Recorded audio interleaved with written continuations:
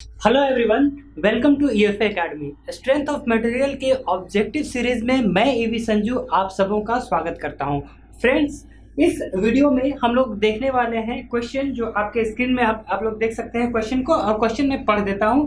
For state of stress shown in figure, वो मैंने यहाँ भी ड्रॉ कर दिया है।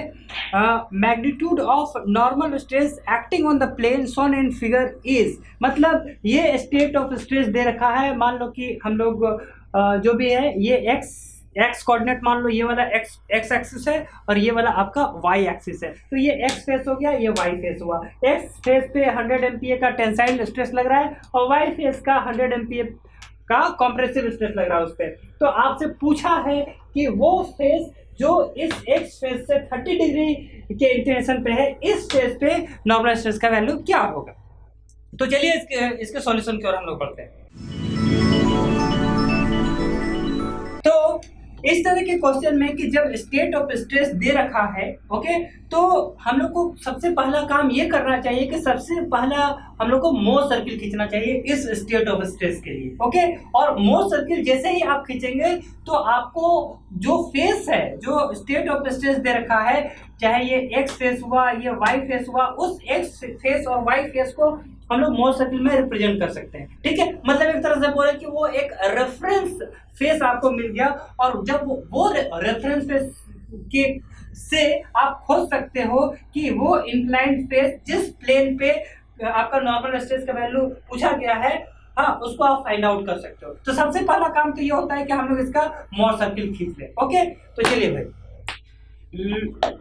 तो जैसा कि आप सभी को पता है कि मोर सर्किल कैसे ड्रॉ किया जाता है। हम लोग एक दो कोऑर्डिनेट एक्सिस लेते हैं, एक वाई एक्सिस, और वाई एक्सिस में आप सभी को पता है कि आप लेते हैं शियर स्ट्रेस का वैल्यू टाउ, ठीक है। और जो x axis, along the x axis जो आप वैल्यू लेते हैं वो होता है आपका normal stress which is represented by sigma.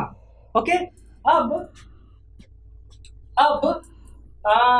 हालांकि ये सब क्वेश्चंस विजुअली भी आप सॉल्व कर सकते हो, लेकिन थोड़ा उसके लिए प्रैक्टिस करना पड़ेगा। ठीक है, आप देखो इसको मैं कैसे सॉल्व करता हूँ। सबसे पहले तो आप उसको मोर सर्किल जब ड्रॉ करोगे तो ये एक्स फेस है। मान लो कि मैं आपका कोऑर्डिनेट सिस्टम है, जो ऊपर आप वाई एक्सिस ले लो और ये रहा आपका एक्स एक्सिस। तो एक्स एक्सिस के परपेंडिकुलर जो फेस मिलेगा वो आपका एक्स फेस, वाई एक्सिस के परपेंडिकुलर जो फेस मिलेगा वो रहा आपका वाई फेस। ओके, तो चलिए सबसे पहले हम लोग खोजते हैं कि एक्स फेस मेरा कहाँ पे होगा, वाई फेस मेरा कहाँ पे होगा। तो एक्स फेस को फाइंड आउट करते हैं।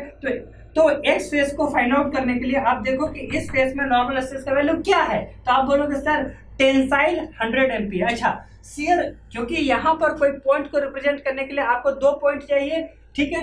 तो नॉर्मल स्ट्रेस और शियर स्ट्रेस, नॉर्मल स्ट्रेस का वैल्यू कितना है, प्लस 100 MPa। अच्छा, शियर स्ट्रेस का वैल्यू कितना है, 0। ओके, तो सबसे पहले आप जाओ एक्स फेस पे प्लस 100 MPa नॉर्मल स्ट्रेस। चलो ठीक है भाई, प्लस 100 MPa आप यहाँ पहुंचिए। अच्छा, यहाँ पे शियर स्ट्रेस का वैल्यू क्या है, 0, मतलब यही वो पॉइंट है जो रिप्रेजेंट कर रहा है आपको इस एक्स फेस को। ओके, मतलब ये पॉइंट रिप्रेजेंट कर रहा है आपको क्या, एक्स फेस। ठीक है, क्लियर है। सिमिलरली हम वाई फेस को खोज लेते हैं। वाई फेस को खोजने के लिए उसी तरीके से हमको एक पॉइंट लेना है, और वहां उस पॉइंट को खोजने के लिए हमको 2 वैल्यू चाहिए, नॉर्मल स्ट्रेस का और शियर स्ट्रेस का। तो आ जाओ, नॉर्मल स्ट्रेस क्या है, -100 MPa, शियर स्ट्रेस कितना है, 0। तो ओके, चलो यहाँ ये आपका यहाँ से -100 MPa, चलो ये मैंने ले लिया -100 MPa। ओके, और शियर स्ट्रेस का वैल्यू क्या हुआ, 0, मतलब यही वो पॉइंट है जो रिप्रेजेंट कर रहा है आपको वाई फेस को, इस फेस को। ओके, तो ये रहा आपका वाई फेस और ये रहा आपका एक्स फेस। क्लियर है। अब जब एक्स फेस और वाई फेस मिल गया और दोनों का आप सभी को पता है कि इसका जो एवरेज होता है वही सेंटर होगा। कहने का मतलब यह हुआ कि यही जो सेंटर है, ओरिजिन, यही इस मोर सर्किल, इस इक्वेशन जो स्टेट ऑफ स्ट्रेस है, इसका जो सर्किल का सेंटर यही पॉइंट होगा। और दूसरे शब्दों में बोले तो प्योर शियर का केस है ये। ठीक है, तो बहुत सारा ऑब्जेक्टिव आप बाद में सॉल्व करेंगे जिसमें आपको जो प्योर शियर का के लिए मोर सर्किल जब ड्रॉ करेंगे हमेशा आपको ऐसे ही आएगा, मतलब कोऑर्डिनेट सिस्टम जो हुआ टाउ और सिग्मा का, उसका सेंटर और मोर सर्किल का सेंटर कोइंसाइड करेगा प्योर शियर के केस में। हालांकि वो आपसे नहीं पूछा गया है, आपसे पूछा गया है कि जो इस फेस पे नॉर्मल स्ट्रेस का वैल्यू क्या होगा। ठीक है जी। तो इस तरीके से आप देखो कि ये रहा, ये तो आपका एक्स फेस था, ये वाला एक्स फेस, और ये था आपको वाई फेस। ये एक्स फेस को रिप्रेजेंट कर रहा है ये पॉइंट, और ये वाई फेस को रिप्रेजेंट कर रहा है ये पॉइंट। ये एक्स फेस सेम, ये भी आपका एक्स फेस है, ठीक है, सेम फेस है ना, ये जो है एक्स फेस सेम फेस है एक्स फेस। आप ऐसे भी समझ लो, जब इसको आप रिप्रेजेंट करना चाहो तो क्या होगा, इस फेस को रिप्रेजेंट करना चाहो तो इस फेस पे नॉर्मल स्ट्रेस का वैल्यू कितना है, प्लस 100 MPa, और शियर स्ट्रेस का वैल्यू कितना है, 0। तो यहाँ जाओ देखो, प्लस 100 MPa और शियर स्ट्रेस का वैल्यू 0, मतलब ये फेस की देखो चाहे ये फेस का देखो, है दोनों सेम फेस, एक्स फेस।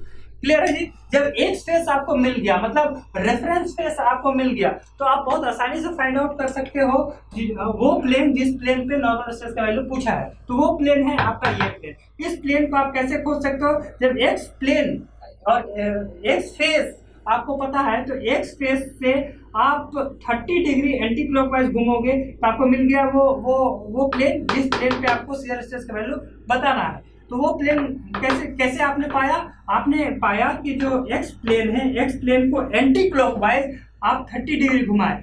ये फिजिकल प्लेन की बात कर रहे हैं। मोर सर्किल में कितना, 2 थीटा, फिजिकल प्लेन में कितना, थीटा, मोर सर्किल में 2 थीटा। यहाँ 30 degree anti clockwise from the x face, तो यहाँ क्या होगा 60 degree anti clockwise from the x face. Clear है जी। तो यहाँ से चलो भाई, ये रहा एक्स फेस से 60 डिग्री, क्योंकि ये 30 है तो मोर सर्किल में 60 degree from the x face. तो भाई ये रहा आपका, जब आप यहाँ से घूमे ये 60 डिग्री, तो ये जो मिला, मान लो कि ये है जो प्लेन है वो एन है, तो ये है ना, ये रिप्रेजेंट कर रहा आपको एन प्लेन, और इसी एन प्लेन पे जो नॉर्मल स्ट्रेस का वैल्यू क्या होगा ये आपसे फाइंड आउट किया। मतलब इस प्लेन पे नॉर्मल स्ट्रेस का वैल्यू क्या होगा, तो इस प्लेन पे देखो नॉर्मल स्ट्रेस का वैल्यू होगा आपका यही वैल्यू, क्योंकि ये नॉर्मल स्ट्रेस का एक्सिस है, मतलब ये जो कुछ भी वैल्यू होगा ये, हाँ ये नॉर्मल स्ट्रेस हुआ। और आप चाहो तो अगर शियर स्ट्रेस आपसे पूछा होता वहां पे, तो आप बता देते कि वो शियर स्ट्रेस का वैल्यू ये होता, ठीक है, ये या ये, ठीक है। तो आपसे फिलहाल पूछा गया है ये वैल्यू क्या होगा, आप देख सकते हैं कि ये मोर सर्किल का रेडियस कितना है, 100 है, ठीक है, क्योंकि यहाँ पर ये देखो -100, तो ये आपने लिया था, ये 100 है, तो ये भी आपका 100, ये भी 100, ये भी 100 है, मतलब रेडियस जो है मोर सर्किल का 100। तो मेरा कहने का मतलब ये हुआ कि ये भी तो आपका रेडियस है ना, यहाँ से लेके यहाँ तक 100, तो कहने का मतलब ये हुआ कि ये हो गया आपका 100, ठीक है। अगर ये 100 हो गया तो ये 60 डिग्री है, तो ये वैल्यू आप निकाल सकते हो, क्या होगा, ये 100 cos 60, मतलब ये वैल्यू हो गया आपका 100 cos 60, ठीक है। cos 60 का वैल्यू क्या होता है, हाफ, तो इसका वैल्यू क्या हो जाएगा, 100 इंटू हाफ, मतलब 50 MPa। तो देख लो जहां कहीं भी अगर ऑप्शन है 50 MPa का, तो वो हो गया आपका आंसर। तो इस तरीके से आप देख सकते हैं कि आंसर होगा आपका बी, सिर्फ एक ऑप्शन है बी जिसमें दे रखा है 50 MPa। तो आई होप आपको ये समझ में आया होगा कि इस तरह का जब कभी भी केस दिया हो, जब स्टेट ऑफ स्ट्रेस दे रखा हो, तो स्टेट ऑफ स्ट्रेस को आप मोर सर्किल में रिप्रेजेंट कर लें, और उस मोर सर्किल से आप जो रेफरेंस फेस है उसको फाइंड आउट कर ले, और उस रेफरेंस फेस से आप खोज ले वो फेस को जिस फेस पर आपको नॉर्मल स्ट्रेस या शियर स्ट्रेस का वैल्यू पूछा गया है।